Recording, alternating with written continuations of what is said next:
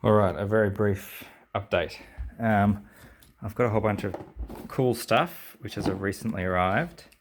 This is a one-man brake bleeding kit, which will hopefully work. It requires a air pump, which we're going to get from Barry out the back. And the instructions have come in, I don't know what language that is, but fortunately there's videos on YouTube that tell you how to do this. So that'll be a bit of fun when I get to that. The other exciting things that have arrived are Nissan parts. Everyone likes genuine Nissan parts. Throttle body gasket. This is for the idle air control valve, which I'm going to clean out at some stage once I've lowered the car down. That's the kit there, the boot and the rear brake caliper rebuild kit, which is good. So I'll be giving that a go next, I think. Maybe. Intake manifold gasket, a second intake manifold gasket, and then probably the most exciting, actually that's the second one there. The most exciting one is I've got a genuine exhaust manifold gasket, which are actually really hard to come by. There's not many places that have these, so it's a multi-layer metal piece there. So pretty much all of these gaskets are crush types, which means that they realistically should only ever be used once. So whilst I am feeling pretty eager to pull the intake manifold off and do that, I can't, because if I use that gasket now, then I'll have to get a new one in again soon. So that doesn't really make any sense. So I might as well take these out with me, I think. So I'll show you where I'm at on the car.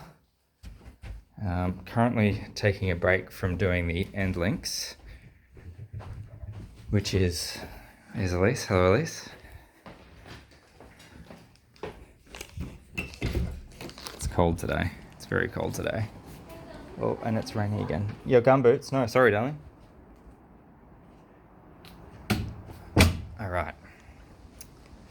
So the end links have arrived, the new ones, which is very exciting. I'm seeing a couple of things that I've probably done wrong initially when I first installed the old ones over here. But you can see these are the stock ones that were on there, and the amount of play that's in that, it's just, yeah, it's crazy.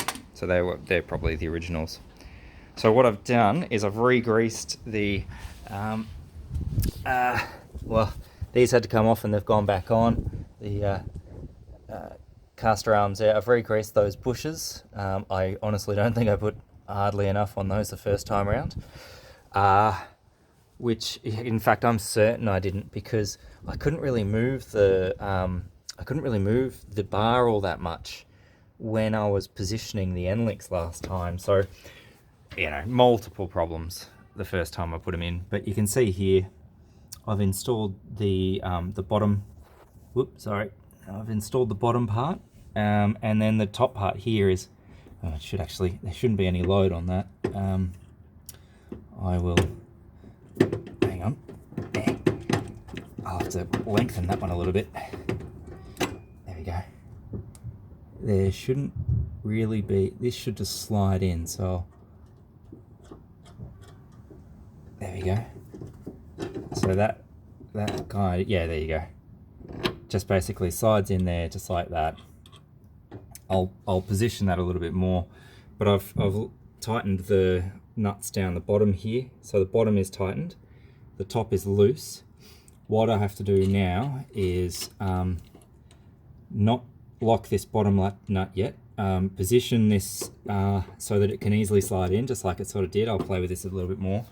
But the key is that it has to go, that part has to happen when there's full load on the car. So it needs to be at ride height with wheels on. So I'm going to play with some bits of wood over there and try and get as much clearance as I can. under the car, putting those bottom bits in. Yep, so quick update and a break.